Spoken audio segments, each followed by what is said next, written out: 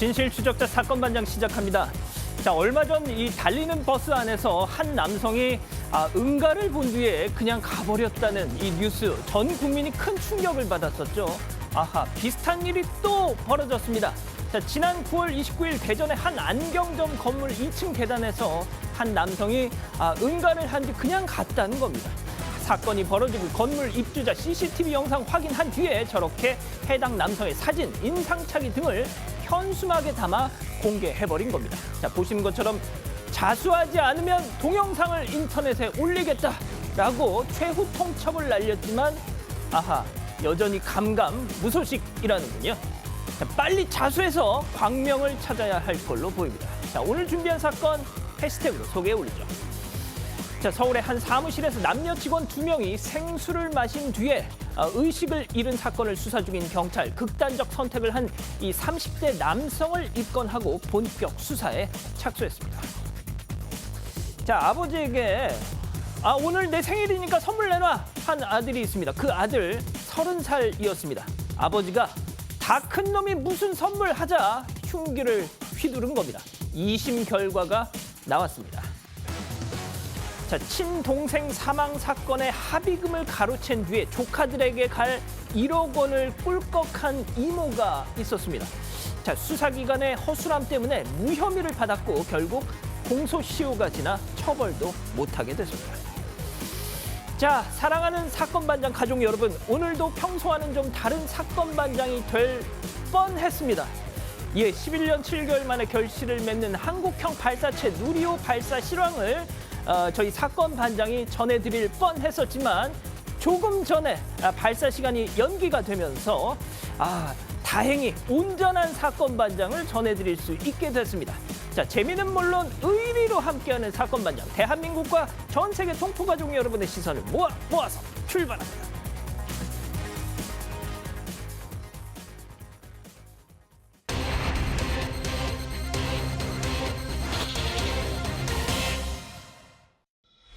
사무실에서 생수를 마신 사람들이 쓰러진 사건과 관련해 극단적 선택을 한 직원의 집에서 독극물로 의심되는 물질이 발견됐습니다.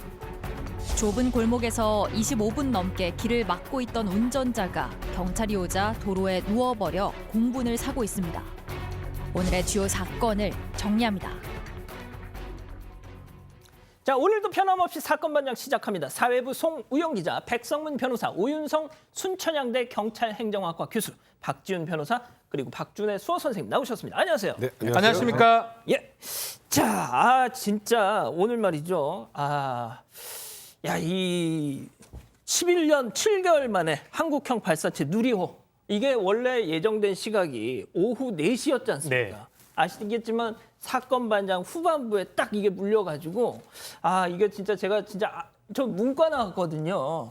진짜 어제 밤부터 이거 공부하느라고 정말 고생했는데 이게 또 연기가 되면서 다행히 저는 이제 저의 이 무식함을 이렇게 드러낼 아주 그걸 피하게 됐는데, 자, 지금 이 시각의 상황인 것 같습니다. 나로 우주센터 지금 발사대에 저렇게 기립이 돼 있는 상황인데, 자, 이게 원래는 4시였는데 네. 자, 그럼 몇 시로 연기가 된 겁니까? 5시로 연기가 됐습니다. 오후 5시로 확정이 됐는데요.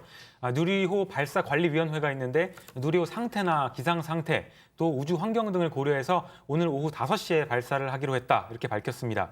예정 시간보다 1시간 뒤인 건데요. 그 이유에 대해서는 발사체 내부 밸브 점검에 추가적인 시간이 소요됐다, 이렇게 밝혔고요.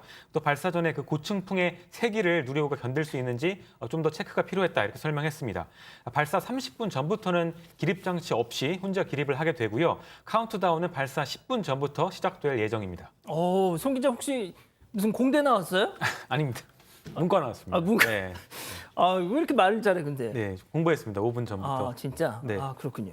자, 이게 11년 7개월, 2010년 3월에 처음 이 프로젝트가 시작이 돼서 오늘 진짜 그 결실을 맺게 되는 것인데, 방금 얘기를 송 기자도 했지만 이 누리호에 지금 들어가 있는 부품의 개수가 37만 개라고 합니다. 자, 그 37만 개 부품 중에 단 하나라도 이상이 있을 경우에는 이 발사가 연기가 된다는데 일단 오후 5시로 이렇게 연기가 잠깐 미뤄진 거 보면 일단 뭐 문제는 없는 걸로 확인이 됐다는 거겠죠.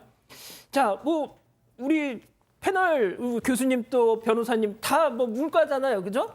저희는 그래서 저기 발사 사건 반장 시간에 저희가 나가기로 했었죠. 네. 그래서 뭐 박지훈 변호사 뭐 좀 사우나 나가야겠다고 그랬다가 그러면 다 무산됐습니다. 예, 원래는 이제 우리 가족 여러분들께 조금만 추가적으로 말씀드리면 원래 4시에 발사가 딱 진짜 됐으면 여기 계신 백 변호사님, 오 교수님 또 박 변호사님 다 퇴장하시고 그렇죠. 다른 이제 게스트들이 이렇게 나오실 예정이었는데 오늘 이렇게 1시간 뒤로 미뤄지면서 예정대로 진행을 하겠습니다. 자, 오늘 사건 먼저 체크포인트 짚어보죠. 이거 진짜 충격적입니다. 생수병 미스터리. 자, 이게 지난 18일 서울 서초구의 한 회사에서 이 생수병에 든 물을 마신 남녀 직원 2명이 쓰러졌습니다.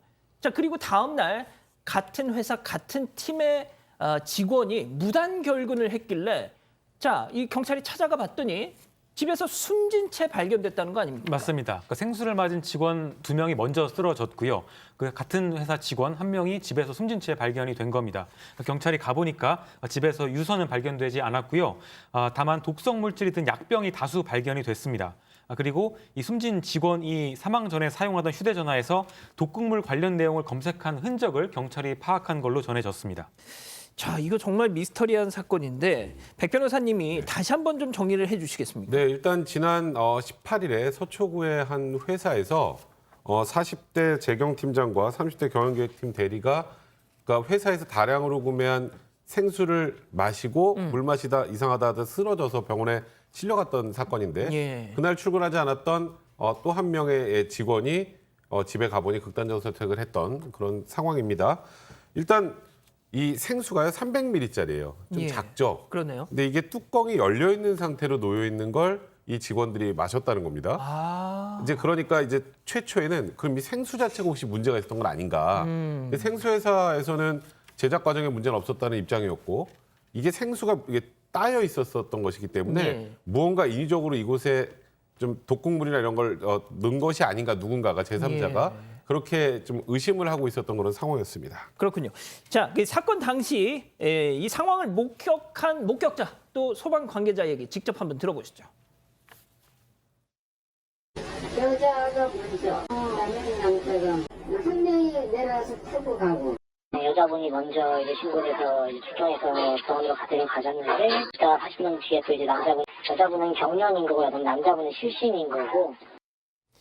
자, 그런데 그 쓰러진 남녀 직원 동시에 쓰러진 게 아니라 약간 시간차가 있었다고 하더라고요. 네, 남녀 직원 2명이 쓰러졌는데 한 30분의 시간 간격을 두고 쓰러졌습니다. 40대 팀장하고 30대 대리인데요. 40대 팀장의 경우는 계속 마비 증세를 보였는데 이 30대 대리 같은 경우는 잠깐 또 회복이 되다가 또 발작하기도 하고 지금 결과론적으로는 40대 팀장은 병원에 있으면 중태 상태고요. 30대 대리 같은 경우는 지금 퇴원을 했습니다. 그러니까 이제 호전이 됐는데 이 팀장이 지금 위독한 그런 상황입니다. 그렇군요. 자, 이번에는 출근을 안 했길래 집으로 찾아가 봤더니 숨진 채 발견된 그 직원, 그 팀에서 가장 막내 직원이었다고 하는데 자, 그 직원과 관련된 내용도 한번 들어보시죠. 때리고 그런 차가 2번 왔었어요. 경찰차도 2대나 와 있었고 형사분들 같으신 분들이 엄청 많이 있었고 과학수사대 남자에서 2분이 막 사진 찍고 그러시던데. 자, 백 변호사님, 네. 그 숨진 직원 발견된 경위는 어떤 건가요? 일단 그 전날 이 직원 2명이 생수를 마시고 이렇게 119에 실려가고 또 위중한 상황까지 가는 그런 상황에서 다음 날 막내 직원이 이제 출근 안 한 겁니다. 그러니까 혹시 이 직원들 입장에서는 그 막내 직원도 이 생수 관련 뭐 이런 걸 마시다가 그랬겠죠. 문제가 발생한 게 아닌가라고 해서 신고를 했고 그래서 이 쓰러져 있으니까 확인해 달라고 이제 경찰에 신고를 했는데 경찰이 가서 확인해 보니 지금 말씀드렸던 것처럼 숨진 채로 발견이 됐다는 겁니다. 자, 교수님 일단 이 숨진 직원의 집에서 독극물 용기가 뭔가 발견이 됐다 이런 얘기도 지금 나오고 있단 말이죠. 자, 그걸 보게 되면 굉장히 우리가 보통 일반적인 사람이라도 이건 뭔가 연관성이 있지 않나. 보통 이제 독극물이라고 하는 것을 우리가 집안에다가 이렇게 가지고 있는 그런 경우는 거의 없기 때문에 물론 이제 이 독극물과 지금 이제 이 생수 안에 있는 그 독극물의 그 성분이 동일한 것인가 그거는 좀 더 두고 봐야 예. 되겠습니다만은 저는 이 상황에 대해 가지고 좀 두 가지 점에 좀 그 주목을 하려고 합니다. 어허. 자, 직원들이 쓰러진 다음 날 19일 날 막내 직원이 출근 안 했는데 그 직원이 쓰러져 있을 수도 있다라고 하는 얘기를 어떻게 할까요? 어허. 그러니까 이 막내라고 하는 것과 쓰러져 있을 수도 있다라고 하는 것은 아마 지금 이제 이 그 직원들 대상으로 해서 경찰에서 수사를 하고 있는 것으로 알고 있습니다만은 그러니까 뭔가 이 안에 있는 그 직원들 사이에서 여러 가지 어떤 갈등이라든가 이런 메커니즘이 있지 않았겠는가라고 하는 것을 우리가 쉽게 추정을 해볼 수 있는 그런 대목이다 이렇게 봅니다. 예. 자, 그래서 뭐 교수님 말씀하신 것처럼 일각에서는 이게 뭐 직장 내 따돌림 뭐 이런 문제가 있었던 거 아니냐 이런 얘기까지 나오고 있는데 물론 그 부분은 아직 확인이 안 됐습니다만 자, 박 변호사님. 네. 이 직원들이 그러면은 쓰러진 직원들이 마신 생수병의 그 성분하고 네. 이 지금 숨진 직원이 마신 그 독극물 성분하고 이게 같은 건가요? 가능성이 있죠. 왜냐하면 이 독극물이 아니라면 이렇게 30분 단위로 이렇게 쓰러질 리는 없고요. 또 마비 증세라는 거는 다 독극물의 반응이라고 봐야 될 것 같고요. 일단은 그 생수 이 국가수원에 조사를 넣었습니다. 통상 약물 또 독극물 분석 자체가 일주일 정도 걸리는데 사안이 만큼 좀 더 빨라질 수가 있고요. 다만 일반적인 사람이 독극물을 집에 용기를 갖고 있는 경우는 드물거든요. 예. 지금 청산가리나 아질산 나트륨 정도 그런 독극물이 가능성이 있지 않느냐라고 지금 하고 있고 결과론적으로는 국가수원에서 결과가 나와야 됩니다. 같다면 이제 그게 큰 원인이 될 것으로 보입니다. 자, 송 기자. 네. 지금 뭐 원인이 뭐냐를 놓고 수사 당국도 약간 좀 뭐 헷갈려 하는 것 같아요. 맞습니다. 그러니까 언론에서 많이 질문을 하니까 일단 치정으로 인한 건 아닌 것 같고 뭐 그 회사 내 괴롭힘을 포함해서 가능성을 열어놓고 수사를 하겠다 이렇게 밝힌 상태입니다. 일단 용의자가 사망한 상태인데요. 만약에 피의자로 밝혀져도 이제 공소권 없음 처분을 해야 하는 상태지만 일단 입건해서 수사로 할 수 있는 데까지는 밝히겠다 이런 입장입니다. 그 쓰러졌던 대리는 숨진 직원과 같은 팀. 아예 경영기획팀 같은 팀에 근무한 사람이었고요. 그다음에 위중한 상태인 이 팀장은 바로 옆 팀의 팀장이었습니다. 아, 자, 그 송 기자가 방금 잠깐 얘기를 했지만 백 변호사님, 네. 오늘 이 경찰이 보통 이제 그 숨지면 공소권 없음 이렇게 하지 않습니까? 그렇죠. 자, 그런데 이 숨진 직원을 입건을 했다고 하더라고요. 입건을 해서 결국은 공소권 없음 처분을 하겠죠. 그런데 조금 전에 말씀하셨던 것처럼 굉장히 지금 미스테리한 사건이고 이게 회사 내에서 어떤 문제가 발생했길래 이런 일이 벌어졌는지 확인을 해야 되지 않겠습니까? 그렇기 때문에 일단은 입건을 하고 수사를 계속 진행하겠다는 의지를 보이고 있는 것 같습니다. 예. 이게 또 2주 전에도 또 다른 직원이 음료를 마시고 쓰러졌다. 뭐 이런 또 얘기도 있어가지고 이번 건과 연관이 있는 거 아니냐 지금 이런 얘기까지 가는데 오 교수님 좀 짧게 말이죠. 이게 정말 교수님 앞서 말씀하신 대로 이 직원들 내부에서의 어떤 뭔가의 이 관계에 의해서 벌어진 사건이 아니라 뭐 이렇게 좀 좁혀 볼 수밖에 없겠죠. 지금 이제 그 보도에 의하면 이 직원의 이 회사 직원 총수가 한 40여 명 정도 된다 그래요. 그래서 이제 안에서는 각자가 이제 하고 싶은 여러 가지 얘기들이 있을 테니까 경찰에서는 전 직원들 대상으로 해서 모든 가능성을 열어놓고 수사를 하는 입장이니까 제가 추정하건대 이 원인에 대해서 밝히는 것은 뭐 그렇게 난관이라든가 어려움이라든가 이런 것들은 없을 것 같고요. 예. 어느 정도 뭐 정리된 상태에서는 그 진상이 나올 것으로 그렇게 기대를 해봅니다. 알겠습니다. 첫 번째 사건 이렇게 정리하고요. 두 번째 사건 체크포인트 짚어보죠. 너 몇 살이야? 와, 이건 진짜 이게 말이죠. 또 이 그 블랙박스에 찍힌 영상이에요. 또. 맞습니다. 강릉에서 운전을 하다가 저런 말을 이제 듣게 된 건데요. 마주 오던 차가 강릉의 한 좁은 골목이었는데요. 마주 오던 차가 가로막고 갑자기 막무가내로 차를 빼달라고 한 영상입니다. 지금 영상 나오고 있는데요. 좁은 골목에서 마주쳤는데 상대편 차주는 막무가내로 차를 빼달라고 하는 상황입니다. 이 제보자의 말에 의하면 한쪽으로 비켜줄 공간이 있었음에도 비키지 않고 저렇게 앞을 막고 버티고 있었고요. 이 때문에 이 제보자는 26분 정도 이동을 하지 못하고 막혀 있었고 근처에 있는 다른 차들도 큰 피해를 입었습니다. 자, 지금 박 변호사님 네. 보시다시피 오른쪽으로 빠지면 돼요. 그렇죠. 이게 교행이라 그러잖아요. 이 서로 저 빨간색 나왔죠. 살짝 빠져주면 다 나갈 수가 있습니다. 근데 이 공간을 좀 무시한다듯이 지금 소리는 안 나고 있는데 계속 경적 소리 들립니다. 빼라, 네가 빼라라고 계속 전진을 하고. 지금 뭐 그렇죠. 운전석 쪽에서 오히려 앞으로 오면서 지금 문 열고 뭔가 욕설을 비슷한 얘기도 하는 것 같기도 하고요. 그리고 오히려 적반하장으로 계속적으로 밀어붙이는 모양새입니다. 자, 그렇다면 당시 상황 음성으로 직접 한번 들어보시죠. 사장님, 저쪽 뒤쪽으로 해서 제가 가면 안 될까요? 저 더 못 빼는데. 더 못 붙는데. 이쪽으로 충분히 가실만 하지 않죠? 네? 28이에요. 나이가 왜 작아요? 여기를 빼서 가시면 되잖아요. 지금. 충분히 가실만 하지 않으세요? 공간이 이만큼 남는데? 자, 진짜 이 대한민국에서는요 성인 남성들끼리 뭐 이렇게 충돌이 생기면 항상 나오는 게 야, 너 몇 살이야잖아요, 교수님. 자, 그런데 이 관련 기사에 이런 댓글이 달려서 제가 하나 소개해드릴게요. 생일 챙겨줄 것도 아니면서 나이는 왜 자꾸 묻냐고. 그게 상당히 구버전이에요. 아, 그렇습니까? 예, 너 나이 몇 살이냐 물어보는 게 굉장히 구버전이라고요. 저분 같은 경우는 어디서 화성에 있다가 이렇게 온 것 같이. 그럼 요즘엔 뭐라고 하죠? 요즘에는 왜 그러냐면 이게 사람들이 그 나이가 상대적으로 한 몇 살 정도 차이가 난다는 거지 그 사람이 어린 게 아니잖아요. 그럼요. 예, 그렇기 때문에 너 몇 살이냐라고 하는 것에 대한 그 좋은 대답이 있습니다. 먹을 만큼 먹었다. 예, 그렇게 하면 할 말이 없는 거예요. 근데 이제 사실 이분 같은 경우는 운전을 못하면 집에 있어라라든지 옛날 보통 보면 여성들 비하하는 식으로 운전 잘 못하는 여성들에게 그렇게 얘기도 했잖아요. 그리고 이제 제보자가 옆으로 좀 갈 수도 있지 않습니까라고 이렇게 양해를 했는데도 그래도 더 가까이 서고 뭐 이 중립을 놓은 상태에서 엑스레드를 막 밟아대면요 엔진 소리가 굉장히 크니까 상대에 대해서 위협이나 또는 어떤 공포 두려움을 주는 그런 행동이라고 볼 수 있겠습니다. 자, 이 백 변호사님. 네. 그래 딱 저렇게 차에서 내렸어요. 그래서 운전석 쪽으로 왔죠. 불박 차량. 근데 만약에 이 창문이 쭉 내려가는데 막 마동석 씨 같은 사람이 타고 있다.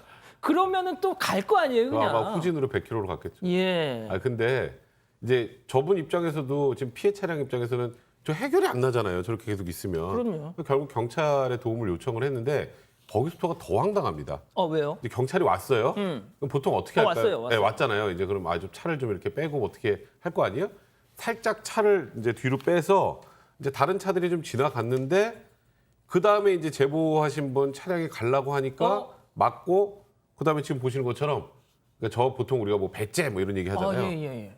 경찰이 저 도움 요청하는데 그냥 와서 저렇게 들어 넣어버린 거예요. 아니 지금 맨바닥에 누운 거예요, 네, 지금? 들어 넣어버린 겁니다. 와, 아니 박 변호사님 네. 이 상황을 어떻게 해석해야 됩니까, 지금 이거? 이상한 사람 같아요. 예. 술 먹은 것도 아닌 것 같은데 뭐가 그래 화가 났는지 몇 살인데 저러는지도 뭘 궁금하기도 하고요.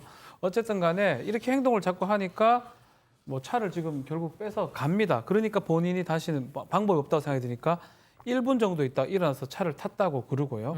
그러면서 다시 이제 지금 나오고 있는데 제보자 차 옆을 지나가고 사실은 지금 보면 경찰이 안 왔더라도 차량 운전으로 빠져나갈 수 있는 공간이 충분히 있었거든요. 아니, 나갔잖아요. 예. 나갔잖아요. 예. 근데 이제 일부러 때를 좀 썼던 게 아닌가. 뭔가 뭐 화가 나는 게 있는지 몰라도 계속 때를 쓰면서 제보자한테 하풀이 아닌 하풀이 눕기도 하고 그렇게 한 걸로 보입니다. 교수님, 이게 진짜 저는 좀 그 앞서 경찰이 딱 왔을 때 좀 따끔하게 좀 얘기를 했어야 하지 않을까 싶은데요. 우리나라에서는 저렇게 하면은 뭐 경찰이 보내주는지는 모르겠습니다만 외국 같은 경우는 만약 저렇게 하면 현장에서 현행범 체포될 겁니다. 예, 그러니까 이제 어떻게 그래서 이제 저 법이 뒤에 차 막 길게 있는 거 보세요. 저거 네. 얼마나 민폐입니까? 저거는 엄청나게 그 다른 사람들에게 폐해를 끼치는 것인데 그러니까요. 저렇게 되면은 형법 185조의 그 일반 교통방해죄로 10년 이하의 징역, 1,500만 원 이하의 벌금에 처해질 수도 있는데요. 저것을 왜 어떻게 보면은 입건을 해서 그러니까요. 뭔가 처벌을 해야 되는 것이 아닌가라는 생각이 들 정도입니다. 그리고 예. 저 일반 교통방해죄도 있지만 아까 기어를 중립에 두고 막 그 엑셀 밟으면서 상대방 위협했잖아요. 예. 저는 개인적으로 특수협박도 충분히 가능한 죄라고 생각이 들어요. 그래서 그 본인의 그 생떼 쓰고 화풀이했던 것에 대해서 법적으로 엄하게 다스려질 수 있다는 사실을 깨닫게 해주길 바랍니다. 아니 지금 이 그 관련 기사에 달린 댓글도 그렇고 지금 가족 여러분들도 그렇고 박 변호사님 네. 그 경찰 대응이 그러니까 저는 체포를 해버리면 좋겠어요. 예 아쉬워요. 뭐라고요? 누워 있으면 그냥 들어가지고 그냥 어디 쳐넣어버리면 더 다시는 저런지 못하게. 너무 과격하신 거 아니에요? 아니요. 지금 또 댓글 그리 원하는 것 같아서 얘기를 했는데, 근데 사실은 경찰이라는 게 이제 그 범죄에 해당하는 만큼 공권력의 행사가 돼야 되거든요. 글쎄요, 뭐 지금 좀 전에 우리 패널들이 다 얘기를 했지만 조금 이 특수 협박도 가능하고 공무집행 방해죄도 가능하고 일반 지금 교통 이 사람 그냥 방해죄도. 가버리고 그냥 흐지부지 된 거 아닙니까 지금? 그러니까 저런데 만약에 깔린다고 생각하면 저렇게 누워 있겠습니까? 아 그렇죠. 경찰이 든다고 생각하면, 그럼요. 총을 쏜다 생각하면 쏘지 않겠지만, 하여튼 뭐 경찰이 제가 뭐 잘못했다는 건 절대 아닌데 예. 좀 아쉽습니다. 많이 그렇죠. 아쉽습니다. 뭐, 예. 예. 어디 누워 있습니까? 금방. 예. 알겠습니다. 자 오늘 사건 이렇게 마무리하고요. 다음 오늘 인물 이어갑니다.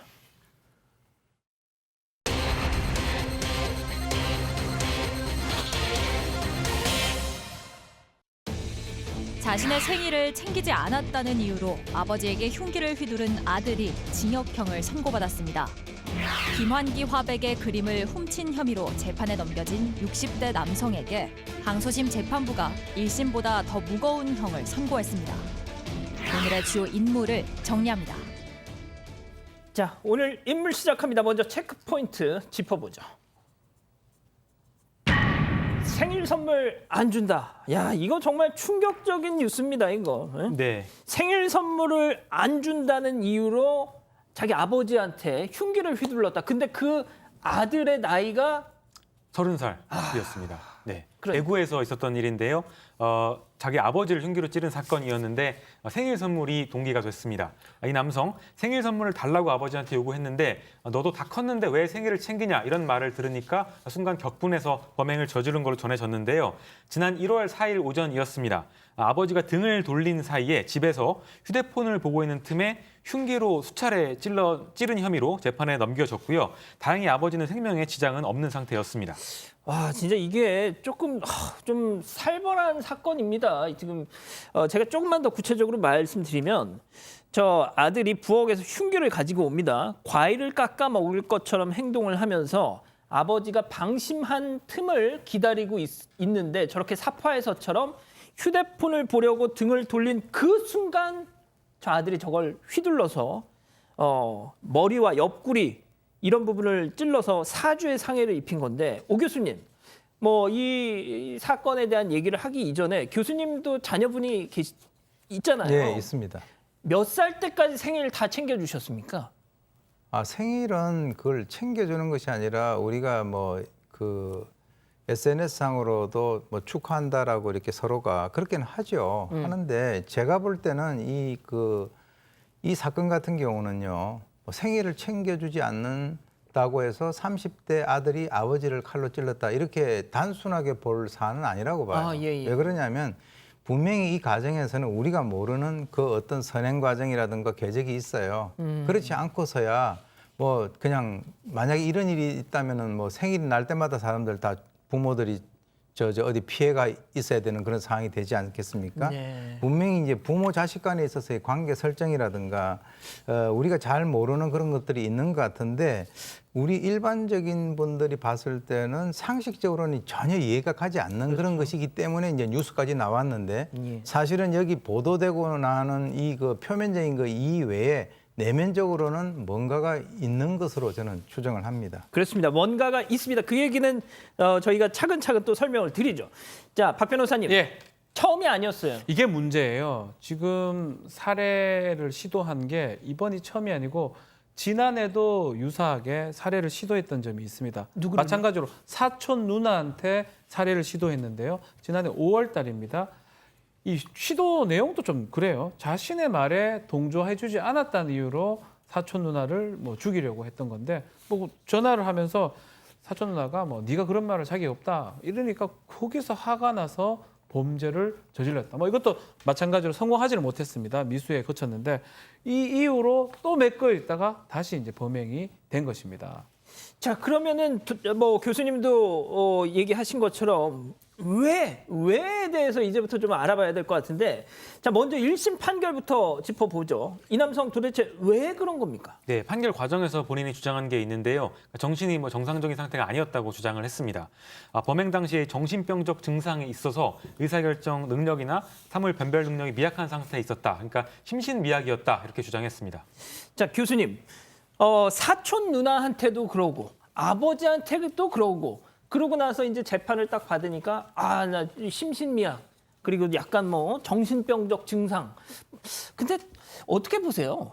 뭐 그 말이 전혀 일리가 없다라고 볼 수는 없겠지만 제가 볼 때는 아마 유아기 때에 있어서 우리가 통상 그 ADHD라고 하는 그 주의력 결핍 과잉 행동 장애라든가 또는 이제 성인이 되고 난 뒤에 통상적으로 이제 그 어떤 성격 장애 중에서 간헐적 폭발성 장애 이런 것들이 있는 것으로 추정이 됩니다. 예. 왜 그러냐면 보통 이제 그 자기 친척이라든가 부모라든가 이런 그 가까운 사람들과 그 대화를 하는 그 과정에서 일반인들이 전혀 이해를 할 수 없는 그런 이유를 들어서 상대에 대해서 공격을 하고 살해를 하려고 했다라고 한다면 글쎄요, 이 사람이 주장을 하고 있는 그런 것들이 뭐 약간의 어떤 그 재판 과정에서 누구의 조언에 의한 것인지 그건 잘 모르겠습니다만 좌우간 정상적으로 우리가 이해를 아무리 하려고 해도 하기가 어려운 그런 상황이다 이렇게 보입니다. 예. 자, 박 변호사님, 네. 일단 심신미약, 정신병적 뭐 점점점 뭐 이런 걸 주장을 했는데 재판부는 그렇죠. 심신미약. 범행 당시에 자신의 뭐 심신이 좀 미약해서 사물을 변별할 능력이 부족해서 판단을 뭐 잘못해서 이런 부분인데 문제는 정확하게 모든 것을 인식하고 있고 그 범행 당시에 다른 어떤 정신병이라든지 이런 게 없다라는 겁니다. 법원에 봤을 때는. 그러니까 심신미약이 받아들이기 어렵고요. 존속 살해 미수죄가 성립하는데 이 원래 사촌 누나 살인 미수 8개월 이후 얼마 지나지 않은 상태에서 다시 범행이 됐고 아버지의 방어로 인해서 미수에 그쳤기 때문에 이걸 중하게 묻지 않을 수 없다라고 해서 실형인 징역 3년 6개월을 선고를 했습니다. 자, 그렇게 1심 판결이 나왔고 바로 어제 항소심이 있었는데 자, 2심 재판부 판단은 어땠습니까? 항소심에서는 감형이 됐습니다. 진짜요? 네, 감형이 됐는데 일단 차이점은 1심에서는 정신병적 증상이 영향을 미치지 않았다라고 했지만 항소심에서는 정신병적 증상이 이 사건 범행에 어느 정도 영향을 미쳤다고 보이는 점. 그러니까 일부 심신미약을 인정하는 듯한 그런 내용이고요. 그리고 이제 이 사건 범행이 폐륜적인 범죄고 반인륜적인 성격의 범죄니까 중하게 처벌해야 된다는 점에 대해서는 인정을 하면서도 지금 보시는 양형 이유 등을 기초로 해서 그러니까 범행이 모두 일단 사망 결과까지 가지 않은 미수에 그쳤다라는 거. 그리고 결국은 범행 직후 해석이 다 자수했다라는 거. 근데 그 다음부터는 좀 이해가 안 되는 부분이 있죠. 반성하고 있는 점. 이거는 뭐 정확하게 확인하기 좀 어려운데 감형할 때 보통 일부러 들어가는 거고요. 아마 결정적인 영향을 미쳤던 것은 피해자들이 처벌을 원하지 않고 또 친족들이 선처를 탄원하고 있다는 부분. 이 부분이 감형의 결정적인 요인이 되지 않나 싶습니다. 자, 일단 박 변호사님 제일 좀 걱정되는 것이 뭐 정신병적인 증상 뭐 그런 거 뭐 인정하더라도 나오고 나서 그렇죠. 지금 뭐 실형 2년, 실형 3년 6개월 이게 중요한 게 아니고요. 또 나오게 된다면 또 살해 행동 아니면 이런 중한 범죄 행동을 반복할 가능성이 있는 거거든요. 그런 부분들이 아마 법원에서 아마 좀 고려가 되긴 했을 것 같아요. 특히 또 가족들 입장에서는 사실 정신보건복지법상에 본인의 동의가 없으면 정신병원 이런 것들이 어렵습니다. 뭐 그런 것들까지 좀 고려가 돼야 되지 않을까 앞으로. 그래서 2년 실형이 나오긴 했지만 그 이유도 상당히 중요한 상황이다라고 말씀드리겠습니다. 알겠습니다. 첫 번째 인물 이렇게 정리하고요. 두 번째 인물 넘어갑니다. 체크포인트 짚어보죠. 김환기 작품 절도범 형량 가중입니다. 자, 이 정말 김환기 화백이라고 하면 한국 근현대미술의 거장 중의 거장인데 그 작품을 훔친 혐의로 재판에 넘겨진 60대 남성에 대한 얘기네요. 네, 그 값비싼 유명한 그림이 산울림이라는 그림의 도난 사건을 둘러싼 재판입니다. 산울림인데요. 김환기 화백의 작품 1973년에 그린 산울림인데 이 산울림을 소유한 교수가 있었습니다. 근데 암에 걸려서 이제 위중한 상황이 됐는데요. 그러니까 제자 한 명이 이걸 훔치기로 마음을 먹습니다. 그래서 이 60대 제자는 2018년 10월에 스승이 병원에 입원을 하니까 스승의 수행 비서 한 명, 가사 도우미 한 명을 공모를 해서 같이 훔치기로 작정을 합니다. 그리고 실제로 산울림을 훔치는데요. 이후에 39억 5천만 원의 이 산울림을 판 혐의로 재판에 넘겨졌고요. 소유자인 이 교수는 같은 해 12월에 투병 끝에 별세하게 됩니다.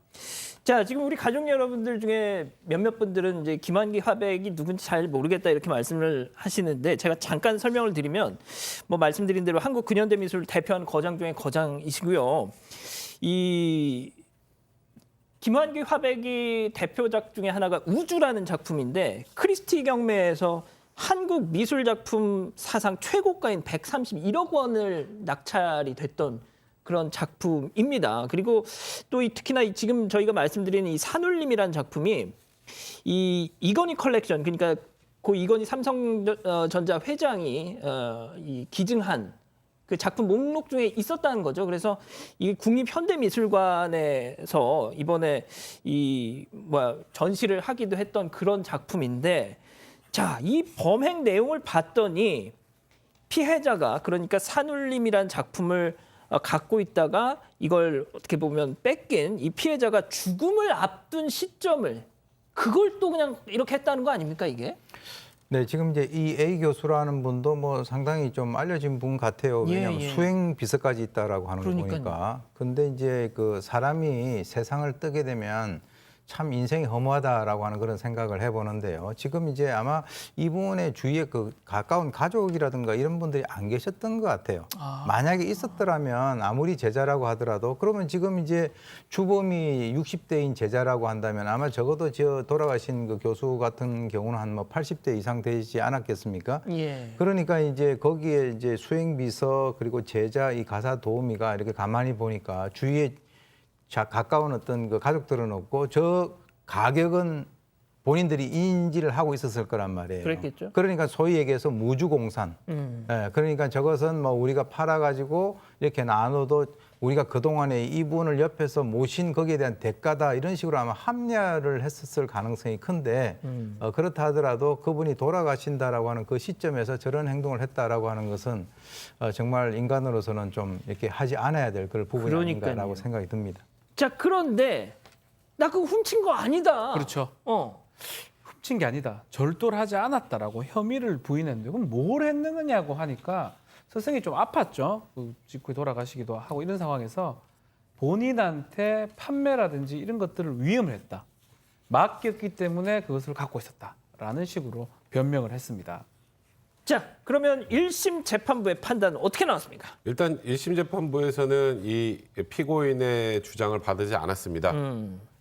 이런 거죠. 지금 이 그림, 산울림의 그림이 39억 5천만 원에 팔렸다고 하는데 대략 40억 원 정도 되는 그런 엄청난 가치의 그림의 판매 위임을 뭐 가까운 친인척도 아니고 그러니까요. 제자한테 위임했다?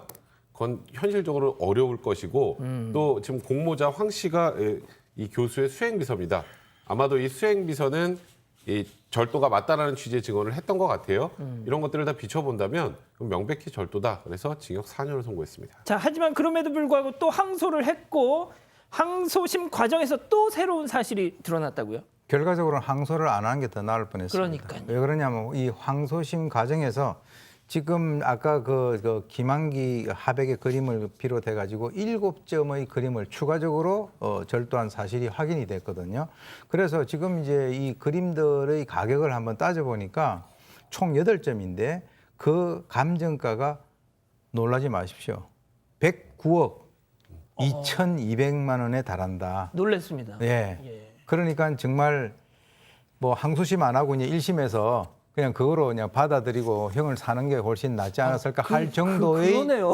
그 정도로 왜냐하면 이 사람이 이것은 자기는 하나를 갖다가 위임받았다라고 얘기했거든요. 그때 당시에 다 얘기를 했었어야죠. 그런데 이제 항소심에서 이게 드러났기 때문에 어떻게 보면 재질이 더 나쁘다 이렇게 볼 수가 있습니다. 네. 자, 어떻게 됐습니까? 그럼 그래서요. 이 항소심에서는 형이 좀 늘어납니다. 절도가 변호사님, 지금 만약 이렇게 되면 네. 그 변호인은 진짜 곤혹스럽겠네요. 근데 뭐 만약에 이게 늘어난다 하더라도 새롭게 또 공소 제기가 될 수도 있는 거니까요. 어차피 처벌받게 될 겁니다. 그게 밝혀지지 않는 이상은. 근데 이제 변호사 입장에서는 야, 좀 깎으려고 좀 형을 줄이려고 갔다가 오히려 늘어나는 상황이 됐기 때문에 그렇지만 설명하죠. 봐라, 범죄 더 나왔지 않느냐라고 설명하면 할 말이 없습니다. 그래서 1심에서 징역 4년이 났는데 7점을 더 움직인 사실이 발견됐기 때문에 2년이 늘어나 가지고요. 징역 6년이 선고가 됐습니다. 예. 자, 이 형량이 더 느는 이런 경우가 뭐 일반적이지는 않죠. 그렇죠. 근데 이 경우에는 일단은 혐의가 더 추가가 됐고요. 뭐 피해 금액 생각하면 거의 2배 이상이 되지 않겠습니까? 거기다 죄명도 변경이 됐습니다. 그러니까 1심에서는 그러니까 이 사람을 주범으로 한 절도범이라고 보고 나머지를 그냥 방조범 정도로 파악을 했다가 함께 공모해서 이 그림을 훔쳤다는 정황을 확인하고 이제 죄명이 2인 이상이 합동해서 절도를 하는 경우에는 죄명이 단순 절도가 아니라 특수 절도로 바뀝니다. 형량도 높고요. 그렇게 이제 공성이 변경됐기 때문에 아까 말씀하셨던 것처럼 이 남성은 뭐 항소해서 오히려 형량이 늘 수밖에 없었던 것 같습니다. 알겠습니다. 자, 오늘 인물 이렇게 정리하고요. 다음 오늘 법 이어갑니다.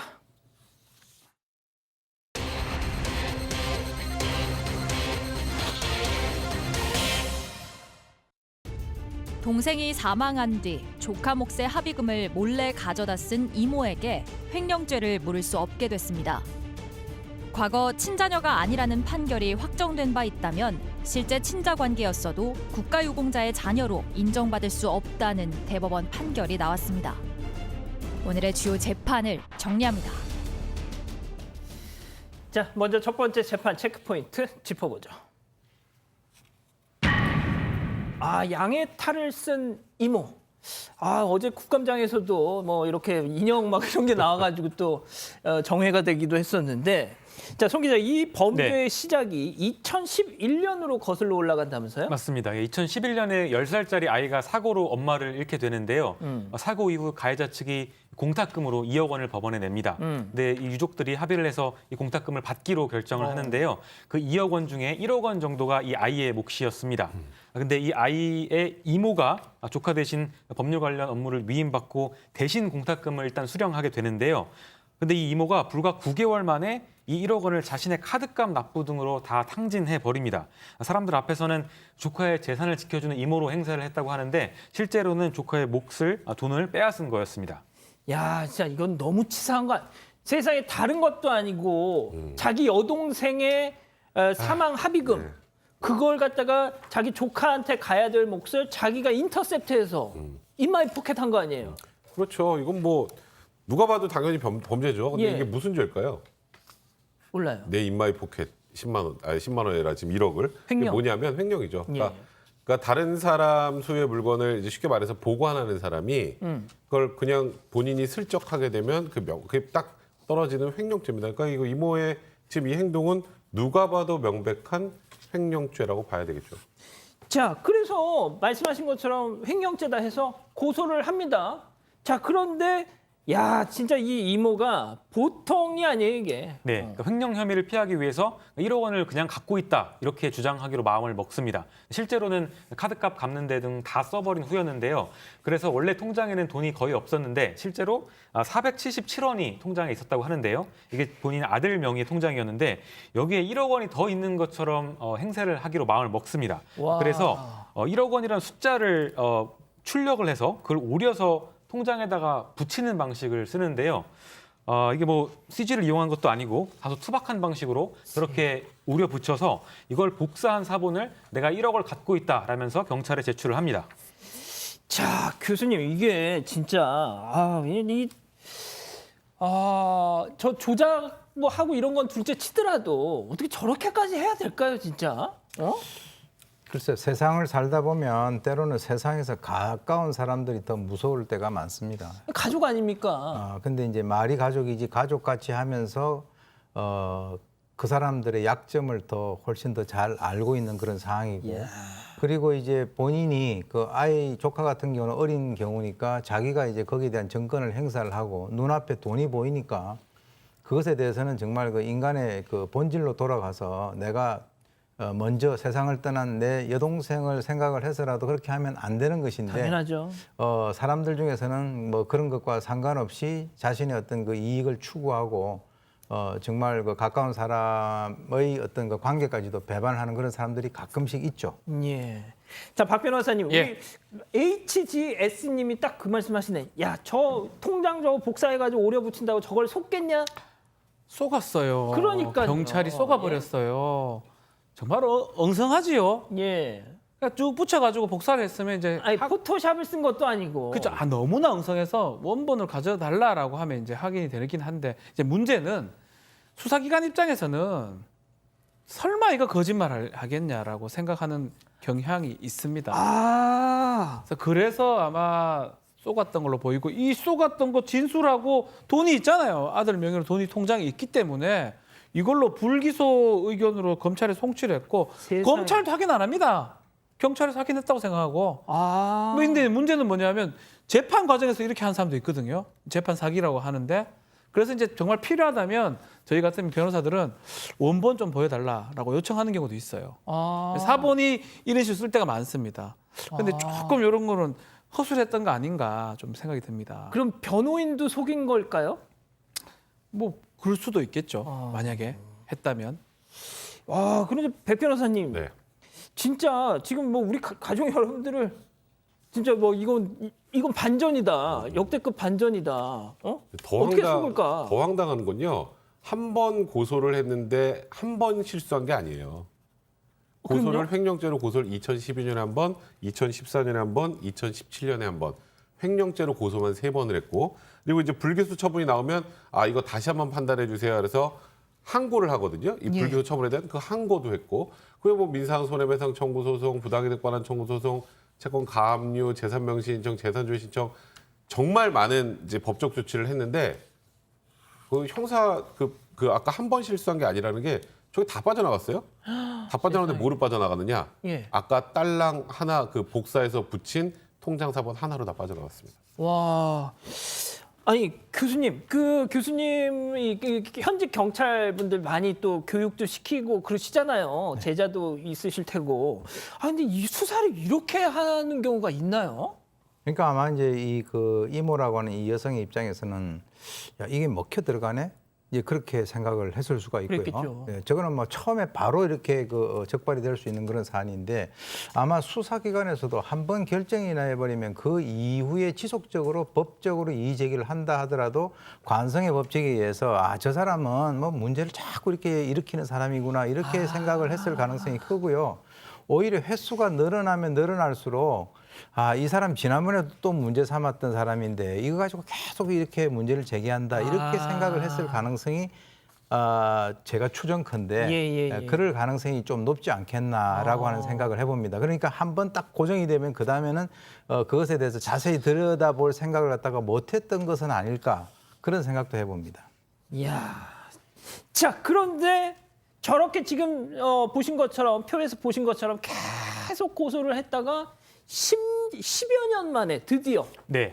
검찰에서 10년 만에 그 원본 압수수색을 한 건데요. 계좌를 직접 봐서 1억 원이 있었는지 없었는지를 직접 본 조작했던 건데요. 사본이 아니라 원본 맞습니다. 통장을 본 거군요. 네, 이제 영장을 청구해서 직접 본 건데요. 그래서 이제 밝혀지게 된 겁니다. 그래서 결국 사문서 변조, 변조 사문서 행사 등의 혐의로 재판에 넘겨지게 되는데요. 지난해 8월에 1심이 열렸었는데 징역 2년 선고받았습니다. 재판부는 어린 자녀를 남기고 세상을 떠난 친동생의 합의금을 취득하게 되자 이걸 모두 사용하고 또 발각되지 않게 하기 위해서 수년에 걸쳐서 여러 번 은행 명의 사문서를 변조했고 수사기관의 행사까지 하는 대담한 범행을 저질렀다고 말을 했습니다. 근데 알고 보니까 이 이모 범행 이전에도 횡령죄 2번, 사기죄 1번, 총 전과 3범이었던 사람이었습니다. 그렇군요. 자, 박 변호사님, 네. 하지만 이게 지금 사문서 위조 이게 중요한 게 아니라 가장 그 본질은 그 돈을 그냥 그렇죠. 꿀꺽한 횡령이잖아요. 지금 위조죄 같은 경우는 재산 범죄가 아닙니다. 변조, 위조죄, 공무방해죄 이런 걸로 지금 처벌이 됐는데 더 중요한 거는 재산 범죄, 횡령죄가 성립하느냐 안 하느냐 이 부분인데 횡령죄 공소시효는 7년입니다. 아이고. 그게 업무상 횡령이라 하더라도 10년이거든요. 10년 이후에 지금 사건이 제기됐고 기소가 됐기 때문에 공소시효가 만료가 됐고요. 그래서 횡령죄는 처벌할 수 없는 결과가 됐습니다. 야, 세상에 제일 중요한 걸 처벌을 못 하게 된 거예요, 지금. 그리고 더 황당한 건 지금 위계에 의한 공무집행방해 혐의도 기소 내용 포함되어 있었잖아요. 그 무죄 나왔습니다. 왜요?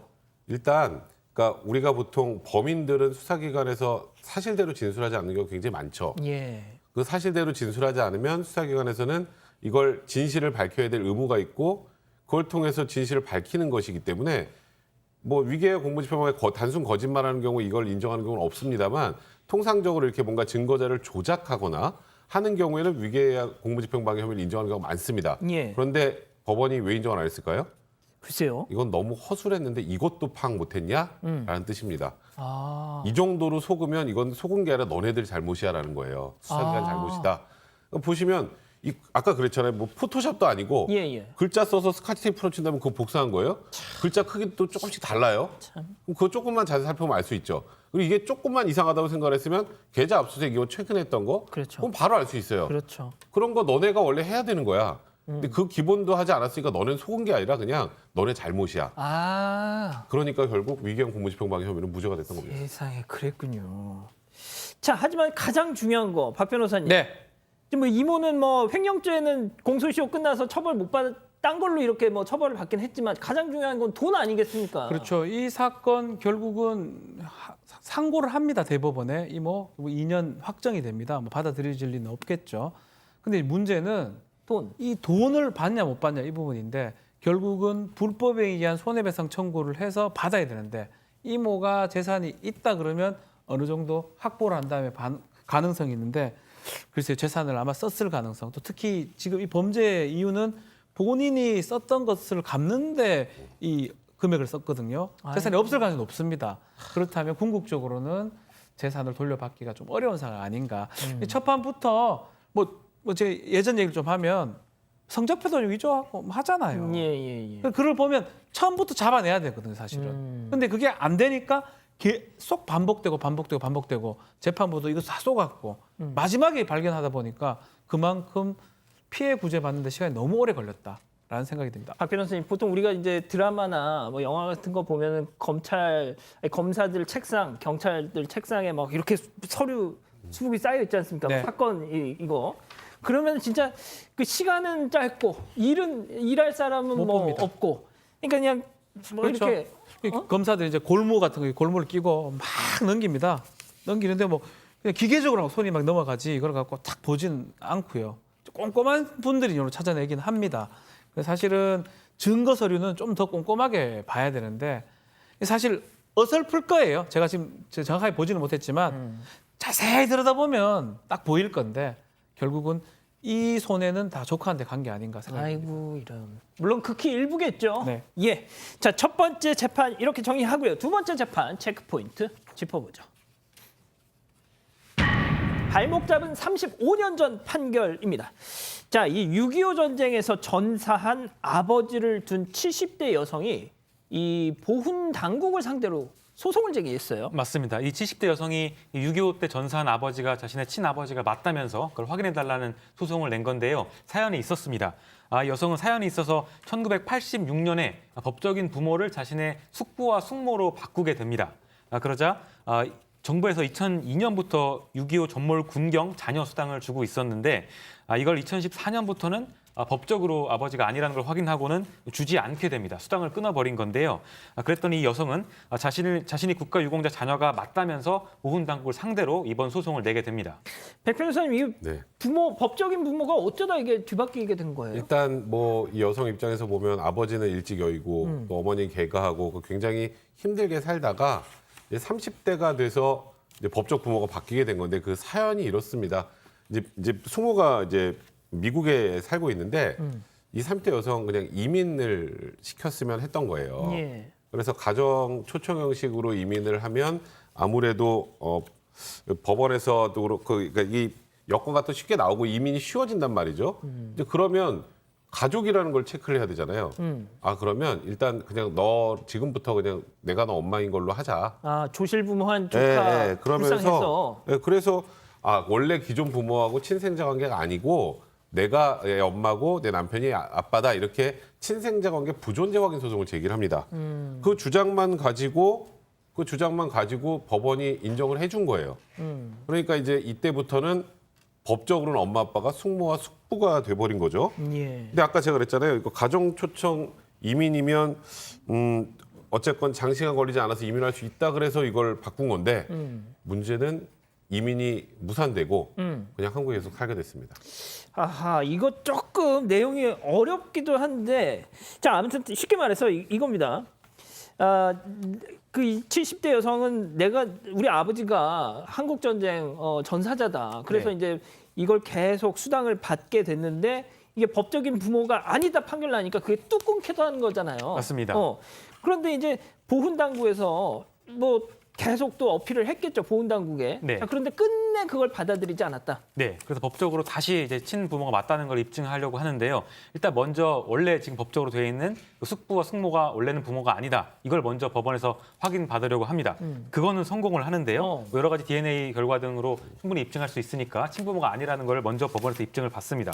그 이후에 실제 부모, 6.25 때 사망한 그 부모를 다시 가족관계 등록부에 올리려고 했지만 이걸 법원이 받아들이지를 않은 겁니다. 그러니까 1986년에 이미 친부모가 아니라고 법원에서 확인을 했는데 이전 판결과 다른 판결을 내릴 수는 없다는 이유로 이걸 받아들이지 않습니다. 보훈당국에서는 당연히 이런 판결을 근거로 국가유공자 자녀가 아니다 이런 결정을 내리게 된 겁니다. 자, 오 교수님, 이거 좀 어떻게 봐야 되는 건가요, 그럼? 일단 이제 법원에 그 보훈청 결정 취소 소송을 갖다 이 70대 여성이 냈습니다. 그래서 이제 자기 친부가 6.25 때 전사를 한 분이고 자기는 자녀 수당 대상자다라고 하는 것을 이제 주장을 하면서 사실 거기에 이제 그 참고 자료로 친척들과의 DNA 비교 검사 결과 학창 시절 생활기록부, 부모 결혼 사진, 집안 족보, 친척들의 진술, 할아버지 묘지에 이제 우리 보게 되면은 그 비석에다 이름색이잖아요. 예. 거기에 있는 이름들 여러 가지 어떤 증거들은 차고 넘쳤는데 거기에 이제 또 특히 이 여성의 초등학교 생활 기록부에는 부모 이름이 다 적혀 있고요. 아버지 직업이 군인으로 표기가 되고 거기에 중학교 생활 기록부에는 아버지는 전사, 어머니는 개가, 즉 다시 말해서 남편과 헤어진 뒤 다른 남성과 결혼했다라고 이렇게 적혀 있었다라고 합니다. 자, 이 정도 근거가 있으면 맞죠, 그죠? 예. 뭐가 잘못됐죠. 뭐 보면 뭐 지금 숙모고 이 사람들은 저 아버지가 맞으니까 유공자로 받아야 되는 게 맞는데 여기서 이제 기판력이라는 법률 용어를 좀 등장하게 됩니다. 기판력 뭐냐면 확정 판결에 구속되는 이 구속력을 말하는 거거든요. 1986년에 한번 판결이 있었어요.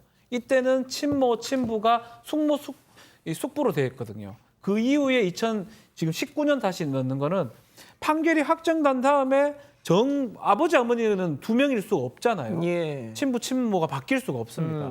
86년 판결하고 지금 2019년 새로 하는 판결하고 모순되면 안 됩니다. 이게 왜 있냐 하면 재판하다가 1, 2, 3심 다 끝났는데 하다 보니 또 다음에 또 원고가 또 이긴 걸로 합시다. 또 재판 넣고. 뭐 무한 재판을 할 수가 있어요. 그래서 우리가 지금 할 수 있는 거는 1심, 2심, 3심까지만 재판을 해가지고 결정이 나고 그게 확정이 되면 다툼을 할 수 없는 게 기판력입니다. 그래서 기판력이 지금 작동하기 때문에 1986년 재판대로 해야 되고 지금 2019년 새롭게 하는 거는 증거는 맞고 맞을 수 있다 하더라도 더 이상 판단할 수 없다라고 해서 1심에서는 원고 패소 판결을 내렸습니다. 그러니까 이제 쉽게 말해서 1심 판결은 그 숙모가 당신 부모라고 했으니 그걸로 그냥 가. 뭐 이거 그러니까 법적으로 예. 그냥 부모가 없는 상황이 된 거죠. 그때 이제 원래 엄마 아빠랑 친생관계가 없다고 확정이 됐고 이번에는 숙모 숙부하고도 이제 친정 관계가 아니라고 했는데 문제는 기존의 엄마 아빠로 이제 그 등록을 가족관계 등록에 공지를 하려고 했더니 그게 안 된다는 거잖아요. 근데 지금 항소심에서는 좀 판단을 바꿨습니다. 사실 이 항소심 판단은 법리상으로만 보면은 저희가 도저히 이해할 수 없는 판결이긴 한데 네. 실질적으로 이게 맞죠. DNA가 나왔는데. 그러니까 이제 지금 저렇게 얘기했습니다. 친생관계라는 거는 인간의 혈연적 정서적 뿌리와 연결된 기초적인 관계다. 이건 기판력의 대대전 효력이 있다고 하더라도 지금 분명히 아버지가 전사하신 분이 맞는데 그 기판력 때문에 국가유공자 자녀가 아니라고 하는 건 이건 너무 불합리하다 해서 원고 승소 판결을 내렸습니다. 그러니까 이게 뭐 방금 말씀하신 것처럼 법리적으로는 좀 법리적으로는 저희가 이해하기 힘든 판결이죠. 하지만 이게 실질적으로 맞죠. 진짜 아빠이니까. 네, 맞습니다. 자, 그런데 이게 대법원까지 갔습니다. 네, 대법원은 또다시 법리로 가버렸어요. 아하. 실제로 봤을 때는 아버지라 불러줘야 되거든요. 예. 아버지라 부르고 이게 맞는데 기판력이라는 법리가 작동해버리면 첫 번째 있었던 재판 판결하고 확정된 판결하고 반대된 게 할 수가 없다라고 판단을 내린 겁니다. 그래서 2심 재판이 실제로는 맞지만 법리에 맞지 않기 때문에 이것은 이런 기판력은 제3자까지 다 효력이 미친다. 원고 패소 취지로 파기환송을 내립니다. 근데 원고 입장에서는 파기환송 갔다는 건 뭐냐면 2심 법원에 새롭게 판단을 할 수 있다라는 거거든요. 또다시 뭐 상고를 해서 대법원 판단 받을 수도 있는데 글쎄요 뭐 저는 쉽진 않다. 일단 법리라는 게 있고 그 법리를 대법원에서 무시하기 좀 쉽지 않다 이런 생각이 좀 듭니다. 그러니까 저는 개인적으로 그래요. 법원에서는 이렇게밖에 판단을 못 백 변호사님, 하겠지만 지금 유희정님이 네. 당최 무슨 소린지 모르겠다. 아, 좀 제발 좀 쉽게 좀 말씀해야 돼. 이게 예. 쉽게 말하기가 너무 어려운 예. 주제긴 해요. 예. 그러니까 법원에서 옛날 판단 나온 거를 다시 뒤집을 수는 없다라는 거거든요. 그러니까 옛날에 부모가 아니라고 이게 판단을 했으니까. 이 실시간 시청자 수도 별로 안 늘고 있어요. 이게 그러니까 너무 재미가 어렵죠. 없어, 너무 어려워. 솔직히. 근데 저는 그러니까 법원의 판단은 좀 이해가 되는데 예. 보훈청에서 확인됐잖아요. 근데 보훈청에서 지금 보니까 가족관계등록부에 엄마 아빠를 안 돼 있으니까 그냥 취소할 게 아니라 보훈청에는 최소한 진짜 실제 돌아가신 분이 아버지라는 걸 확인할 수 있는 여러 가지 자료들이 있었다면 그냥 보훈청에서 이거는 그냥 계속 지급을 하는 게 맞지 않았을까. 법원의 판단 문제보다. 그렇죠. 이거 법적으로 아니니까 소송에 보다는 그게 맞지 않았을까라는 개인적인 아쉬움이 법적인 거는 맞아요. 어떻게 하든지 간에 재판은 그 3심 안에서 해결하라는 게 우리 재판이에요. 왜냐하면 재판 3심 다 했다가 지니까 또 한 번 더 해볼까? 또 하고 그게 안 되기 때문에 한 번 했을 때 1심, 2심, 3심 대법원 갔을 때 그때 확정 판결을 기판력이라고 하는 겁니다. 그때 판결이 잘못됐다 하더라도 그게 법정 안정성으로 쭉 유지가 되는 게 이제 우리 판례 내용이고 근데 그러다 보니까 이상한 결과가 된 거예요. 아버지인데 진짜 아버지가 맞는데 아닌가가 돼버리잖아요. 그걸 과연 바꿀 수 있냐 바꿀 수 없냐 이 판결인데 결국 지금 대법원 판결은 그 법리를 바꿀 수는 없다고 하고 저도 백성문 변호사 지금 말씀처럼 이거는 법원을 통해서 할 게 아니고 행정기관에서 해줘야 될 부분이 아닌가 오히려 그 생각이 듭니다. 그 교수님, 그 댓글에 보니까 이런 게 있어요. 미국 이민 가려고 할 때는 내 생부가 아니요라고 했다가 수당이 끊기니까 내 생부 맞다. 뭐 이거 좀 너무한 거 아니냐라고 약간 좀 박하게 이렇게 얘기하는 분도 계시더라고요. 글쎄 그건 이제 개인적인 문제이기 때문에 우리가 여기서 그렇죠. 완고할 수는 없고 지금 이 사건만 보게 된다면 이 세상에 있어서의 완전한 진실이라고 하는 것은 신의 영역이고 우리 이 법적 판단은 인간의 영역이에요. 그래서 우리가 이제 통상 보게 되면 무죄라고 하는 의미가 그 의미 그 자체가 죄가 없다가 아니라 증거가 불충분해서 죄가 있을 수도 있지만은 유죄 판결을 내릴 수 없다라고 하는 그런 의미로도 우리가 해석을 할 수 있기 때문에 우리는 지금 인간 사회에 살고 있으니까 법적 판단에 따를 수밖에 없다. 하나의 기준에 그런 사항인데 인간적으로 보게 된다면 여러 가지 어떤 시각이 나올 수 있는데 이거는 뭐 또 저기 높은 사람이 그거는 조치해줘라 그러면은 또 해줄 수도 있는 사안이 아닐까요? 예. 예. 알겠습니다. 아무튼 말씀 잘 들었고요. 결론적으로 너무 어렵습니다, 이거. 지금도 우리 가족 여러분들이 도대체 이게 뭔 소리인지 모르겠다. 이렇게 말씀하시는 분들이 많이 계시네요. 자, 이 정도로 정리하고요. 계속해서 사건 상황실 이어갑니다.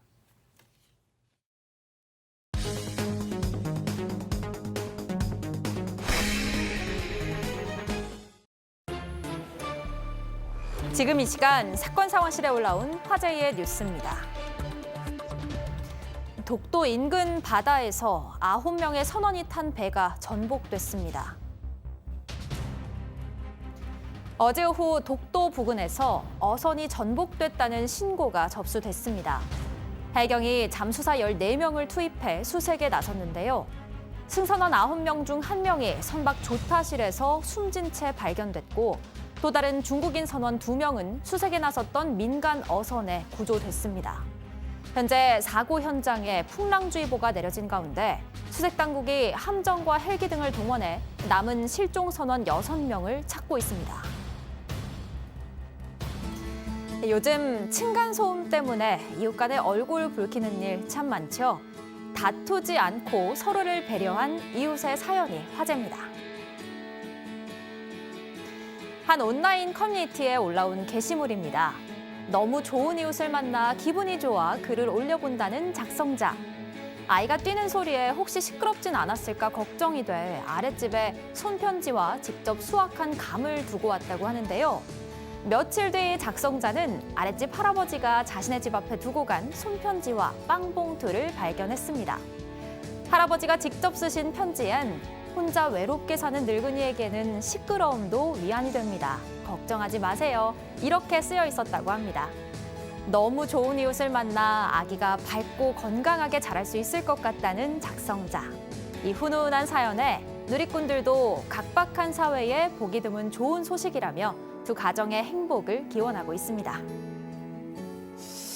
자, 이 층간소음, 야, 진짜 이 손편지. 네. 정말 저는 이 기사를 보고, 저희가 층간소음으로 인한 뭐 살인사건 이런 거 많이 전해드리는데, 이게 진짜 해결 방법이다. 맞습니다. 저희가 얘기했던 게 실제로 이런 일이 일어나서 정말 뭐 좋은 것 같은데요. 예. 근데 일단 이 글쓴이 분도 그렇지만 우리 아이를 좀 이해해달라고 먼저 감을 갖다 놓고 그런 글쓴이도 좋지만 이 할아버지의 반응이 정말 감동적이었습니다. 뭐 혼자 외롭게 사는 늙은이한테는 시끄러움도 위안이 됩니다. 걱정하지 마시라. 이렇게 얘기를 하셨고 샌드위치랑 소시지 빵, 앙버터 같은 빵들을 이제 한껏 갖다 놓으셨다고 하는데요. 이 작성자는 이 소세지 빵이나 앙버터 같은 게 할아버지들이 뭐 드시는 빵이 아니다 보니까 젊은 사람들이 좋아할 만한 빵으로 골라서 들어있던 것 같다. 이런 것도 신경 쓰고 고민해 주셨구나 하는 생각이 들어서 마음이 찡했다. 이렇게 전했습니다. 자, 교수님, 제가 이제 이 어르신이 쓴 편지 내용 중에 제일 좀 눈에 확 들어왔던 부분이 혼자 외롭게 사는 늙은이에게는 시끄러움도 위안이 되니까 걱정하지 마시라. 야, 진짜 세상에 이런 분이야말로 진짜 어르신 아닙니까? 폭이 넓네요, 그분이. 근데 제가 볼 때는 예. 이러한 그 편지의 기폭제는 뭐냐면 바로 위층에 사는 그 주부의 수확한 감과 편지가 기폭제가 된 거예요. 왜 그러냐면 수확한 감과 편지도 주지 않았는데 갑자기 어느 날 더 떠들어 주세요. 저는 외로워서 그게 좋아요라고 빵을 갖다 놓지는 못하잖아요. 그런 사람은 없죠, 또. 그렇잖아요. 예. 그러니까 그게 어떤 하나의 좀 단초가 돼가지고 그래서 이걸 제가 보니까 인간관계라고 하는 것은 철저하게 상호작용적인 것이고 저 같은 경우도 이제 우리 아파트에 바로 윗집에 그 옛날에 쌍둥이가 있었어요. 아이고 이런. 근데 이제 그 엘리베이터 타고 딱 올라가는데 그 윗집에 있는 그 주부가 그 아주머니가 애들한테 야, 너 인사드려. 니네들이 얘들이 막 떠드는 애들이에요. 이렇게 얘기를 해요. 그런데 거기에서 너희들이 떠드는 애들이구나 이렇게 얘기는 못 하잖아요. 바로 너희였구나. 그래서 막 그렇게 잠을 못 자겠다. 예, 안 되잖아요. 그렇게는 안 되죠. 괜찮다. 애들 뭐 이렇게 크면서 다 뛰는 거지 이렇게 얘기를 갖다 하는데 이게 굉장히 인간관계에 있어서의 그야말로 윤활유 역할을 갖다 한다. 인간 사는 냄새가 나는군요. 예. 아니 또 박 변호사님도 자녀분 두 분이잖아요. 그렇죠. 많이 뛰어다녔거든요. 예. 그래서 저도 비슷하게 했던 거 지금은 커서 이제 뛰진 않는데 예. 어릴 때는 그 방법이죠. 수법 죄송합니다. 예. 자꾸 범죄 수법? 얘기하다 보니까 수법. 이사 갔을 때 수법을 하세요, 그냥 수법. 아이들을 통해서 이렇게 인사를 하면서 이렇게 얘기를 하니까 대부분 얼굴 알고 이름 알면 그렇게 좀 덜 싫어하더라고요. 그때도 좀 얼굴이 예, 얼굴을 아이들 통해서 인사를 시킵니다. 아이들 둘이 가서 그렇죠. 그렇게 딱 하면 이제 얼굴도 알고 이름을 알기 때문에 그래도 조금 인사도 하고 엘리베이터에서 만나면 인사도 하고 그렇게 위기를 모면했던. 예. 근데 지금은 뭐 뛰지 않고 오히려 위에서 뛰던데. 예. 지금 윗. 근데 저도 압니다. 얼굴을 알고 인사를 했기 때문에 이해를 해요. 뛰어도 이제 뛰는구나 하고 이제 이해를 합니다. 그게 이제 사실은 층간소음 해결하는 방법 같은데 참 쉽진 않네요. 지금 위층 주민분 지금 사건 현장 보고 계실 것 같은데. 좀 더 뛰세요. 예, 더 뛰어도 됩니다. 예. 자, 이 선박사고 백 변호사님. 진짜 이거. 그러니까 지금 일단 경북 울진군 후포 선적 72톤급 홍계잡이 여선의 사고인데요. 여기 선원이 총 9명이 타고 있었다고 합니다. 한국인 3명, 외국인 6명. 그런데 이제 19일 밤 11시쯤에 파도가 덮치고 나서 그 위에 이제 파도가 이제 밀려들면서 사고가 났다고 하는데 아직 지금 6분이 발견이 안 됐죠. 좀 일단 희망의 끈을 놓지 말고 6분들 모두 안전하게 돌아오는 그런 기적이 있었으면 좋겠습니다. 알겠습니다. 자, 다음 소식 계속 이어서 전해주시죠. 갓길에 주차돼 있던 차량 문이 열리면서 도로를 달리던 자전거가 부딪히는 사고가 발생했습니다. 나흘 전 자전거 한 대가 도로 오른쪽에서 달리고 있습니다. 그런데 이때 갓길에 서 있던 차 문이 열리면서 자전거와 충돌합니다. 크게 넘어진 자전거 운전자 재빨리 뒷차를 피해서 인도로 달려갑니다. 다행히 헬멧을 착용하고 있어서 큰 사고로 이어지지는 않았는데요. 자전거 운전자가 차량 운전자에게 대인보험 처리를 요구했는데 차량 운전자는 주차선 안에서 문을 조금 열었을 뿐이라 아마 보험 처리가 안 될 거라고 답했다고 합니다. 자전거 운전자는 사고가 난 다음 날 차량 운전자가 문 교체와 수리를 원한다는 전화를 받았다며 억울함을 토로했습니다. 한 육군 부대에서 유통기한이 지난 식자재가 사용됐다는 주장이 제기됐습니다. 어제 SNS에 올라온 한 육군 부대의 급식 사진입니다. 배식된 카레 소스의 유통기한이 2021년 7월 10일까지라고 적혀 있습니다. 유통기한이 3개월이나 지난 카레가 배식된 건데요. 제보자는 지난 11일에도 배식된 계란이 마치 썩은 듯 회색빛이 돌아 부대에 보고했지만 부대 측에선 대수롭지 않게 넘겼다고 주장했습니다. 논란이 일자 부대 측은 기한이 지난 카레가 제공된 건 맞지만 급식 중 식별에 즉각 폐기했고 계란도 전량 폐기하고 다른 음식으로 대체했다고 해명했습니다. 군대 급식 논란 벌써 여러 차례 문제가 됐고 또 이에 따른 개선책도 발표가 됐었는데요. 그럼에도 불구하고 또 한 번 문제가 제기되자 누리꾼들도 한창 많이 먹어야 할 장병들에게 신경 좀 써달라며 안타까움을 드러내고 있습니다. 지금까지 사건 상황실이었습니다. 이 군 법무관 이 장교 출신 박 변호사님 도대체 군대 왜 이럽니까? 그 맨날. 문제는 제가 있던 부대였습니다. 진짜요? 법무참모를 했던 속이 상합니다. 예. 근데 사실은 정상적으로 딴 거는 몰라도 유통기한은 지켜야 되는 거 아닙니까? 그러니까요. 유통기한이 7월 달이면 그거 먹으라고 해봐요, 그 사람들. 예. 사실 이건 말도 안 되고 계속적으로 군대에서 국방부에서 이게 바꾸고 있거든요. 특히 기본 중에 기본이 먹는 겁니다. 예. 뭐 우리 다들 알겠죠. 군대 갔다 오면 훈련하다가 또 밥은 먹거든요. 예. 배고프면 안 되기 때문에 그 밥도 상당히 맛있게 나오고 그런데 간혹 일부 부대에서 이렇게 불량 급식을 하고 불량 급식 중에 저런 것도 문제지만 유통기한을 지났다는 거는 어떤 변명도 통하지가 않거든요. 맞습니다. 그 뭐 돈 올린다 하면 뭐합니까? 정성이 있어야 됩니다. 예. 기본 아니겠습니까? 예. 알겠습니다. 자, 자전거랑 세워져 이 차량 지금 영상 다시 한번 좀 보여주시죠. 자, 저거 말이죠. 자전거 운전자 과실이 있다고 보십니까? 이렇게 한번 생각을 해볼게요. 저기가 지금 차도 쪽이잖아요, 그죠? 오, 뒤에 차량 오고 있을 때 저렇게 문을 열면 누구 책임일까요? 저는 운전자 지금 저 차 안에 있는 분의 책임이라고 봐야 되지 않을까요? 문을 연 사람. 문을 연 사람 책임이겠죠. 왜냐하면 뒤에 차가 오는지 뭐 이런 것들은 당연히 보고 본인이 문을 열어야 되는 거잖아요. 저희가 예. 지금 딱 이 문을 여는 순간 차선을 벗어나게 되잖아요, 문이. 그렇죠. 근데 그렇기 때문에 제 개인적인 생각으로는 좀 문 교체 수리비가 문제가 아니라 저 지금 자전거 타신 분 치료비를 저쪽에서 지급을 해야 될 상황 어허. 같은데 뭐 다음 날 지금 문 수리비하고 교체 비용을 내라라고 하는 건 저 자전거 지금 타고 계신 분 저 얼마나 아팠겠어요. 그러니까요. 그리고 저러다 뒤에 만약에 차라도 오고 있었어 봐요. 아이고. 진짜. 그러니까 딱 부딪히자마자 바로 좀 인도적으로 그렇죠. 운전자가 빠진 거란 말이죠. 그래서 이거는 차량 저 안에 타고 계셨던 분, 문 여셨던 분 혹시 방송 보시면 전화해서 이건 사과하시는 게 맞지 않을까 좀 개인적으로 생각 좀 듭니다. 알겠습니다. 자, 사건 상황실 이렇게 정리하고요. 이어서 사건 현장 이어갑니다.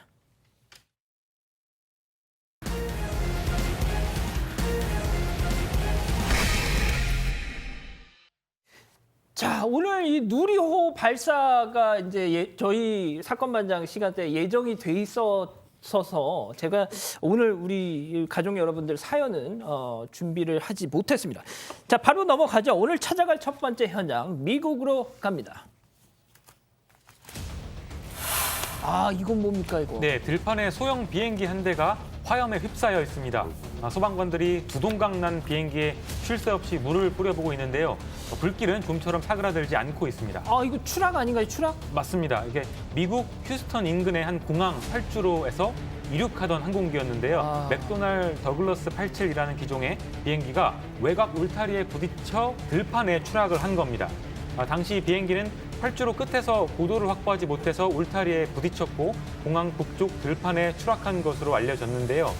비행기는 들판을 가로지른 뒤 가까스로 멈춰 섰다고 합니다. 아니 저거 인명 피해가 있을 것 같아요. 네, 그래 보였는데 다행히도 당시 사고 비행기에 승객 18명, 승무원 3명 탑승하고 있었는데요. 비행기 안의 승객들은 보스턴에서 열리는 미국 프로야구 아메리칸 리그 챔피언십 시리즈 4차전 관람하기 위해서 탑승했던 걸로 알려졌는데요. 다행히도 이들 모두 비행기에 불이 붙기 직전에 탈출해서 목숨을 건질 수 있었다고 합니다. 아니 그게 가능해요 저 상황에서?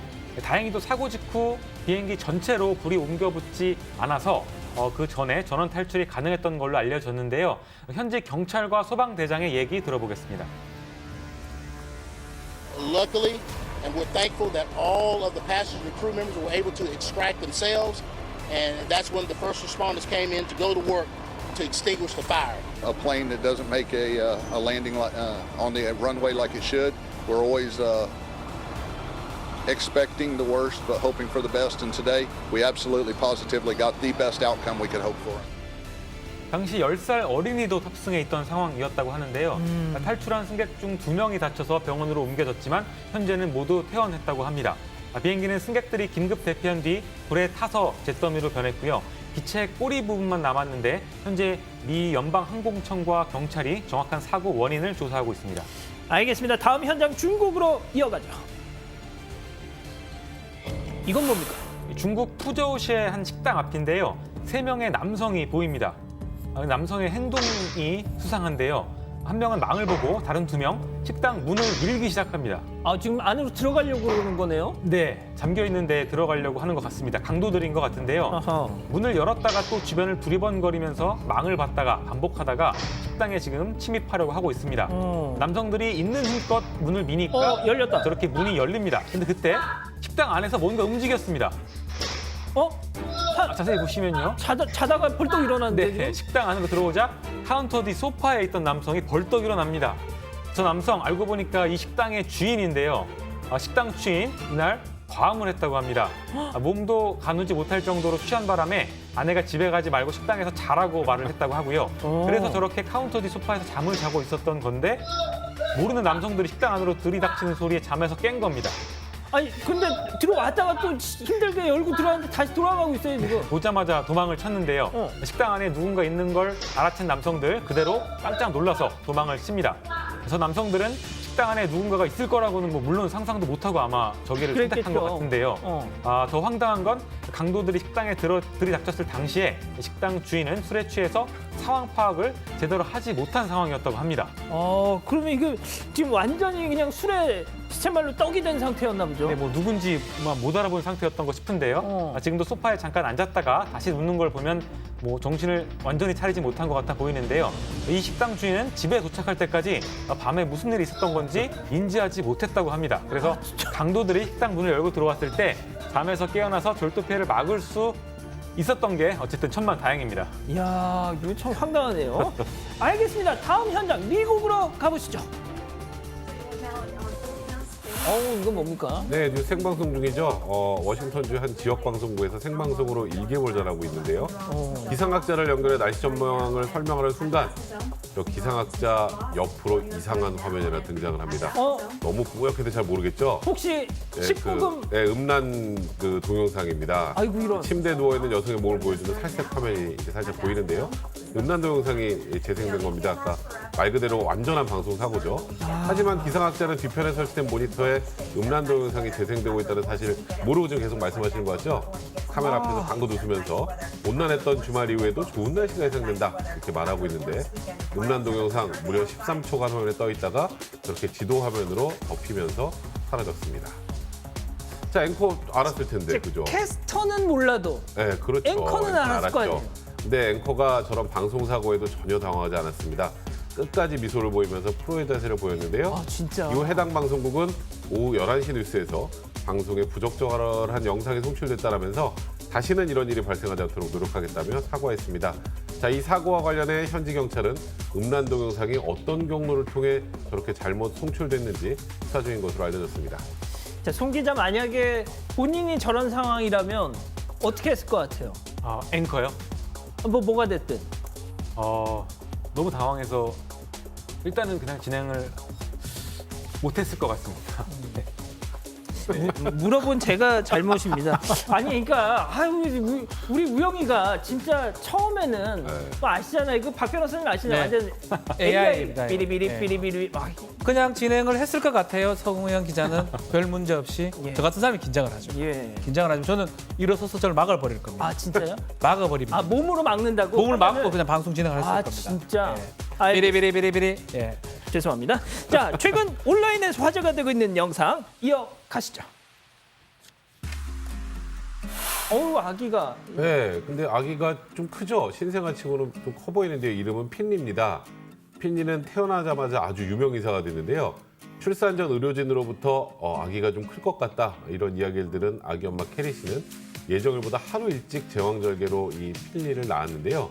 놀랍게도 핀리의 몸무게 6.3kg으로 초우량이었습니다. 그럼 완전 슈퍼 자이언트 베이비인 것 같은데. 아니, 저쯤 되면은 뭐 한 6개월 지나야 되는 것 같은데. 와. 남자 신생아 평균 몸무게가 3.4kg이거든요. 필리 몸무게는 2배 가깝고 키도 평균보다 더 큽니다. 이 초우량아를 낳은 캐리 씨 이야기 한번 들어보시죠. They were like, oh my gosh, I can't believe he's so big. They couldn't wait to get him on the scale. They got him on the scale, like 14.1. I've never seen it that big. The doctors and one of the sweetest nurses there, they were all taking like selfies with us. They asked permission, of course, but they were just so pumped.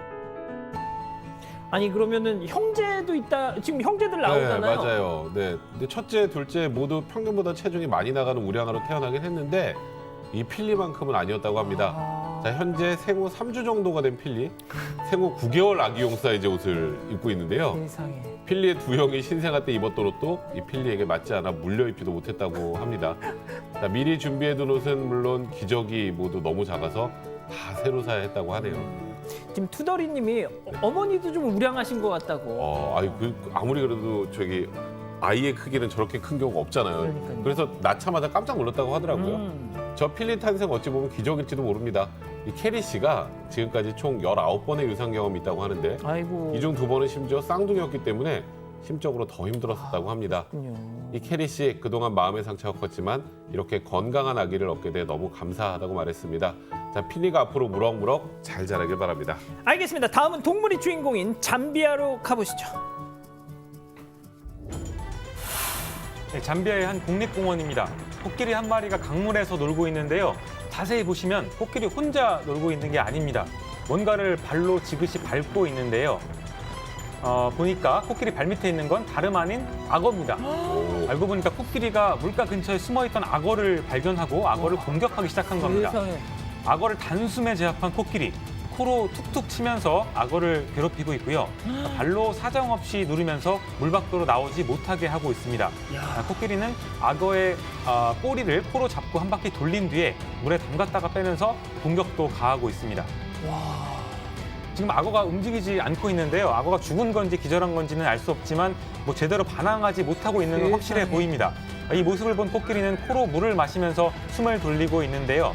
아무리 포악한 악어라도 코끼리 앞에서는 꼼짝도 못하는 모양입니다. 체급 차이가 너무 나는 것 같은데요.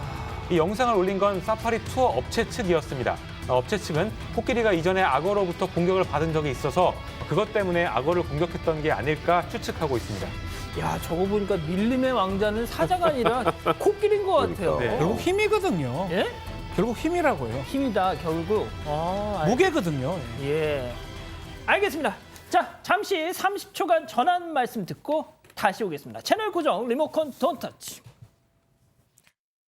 겉절이 얍! 깍두기 얍! 절이지 않고 10분 만에 김치 끝! 나도 했다. 나도 놀랐다. 세민의 김치 혁명. 세민의 부엌. 오래 사랑받는 데는 다 이유가 있죠. 인사돌. 불편했던 잇몸이 편안해지잖아요. 꾸준히 써보신 분들은 아실 거예요. 인사돌 생약이라 전 참 좋았어요. 써보면 편안해집니다. 인사돌 플러스. 자, 잠시 후면 한국형 발사체 누리호 발사 이제 카운트다운에 들어갑니다. 이 사건 반장에서 할 뻔했지만 관련된 소식은 정치부 회의에서 전해드리겠습니다. 자, 오늘 이 누리호 발사 관련 준비를 하느라 유튜브 전용 방송 사반 가족회의 하루 뭐 예정에 없었지만 좀 쉬게 됐습니다. 자, 저희는 내일도 별이 3개 오후 3시에 다시 옵니다. 누리호 성공 기원 안녕히 계십시오.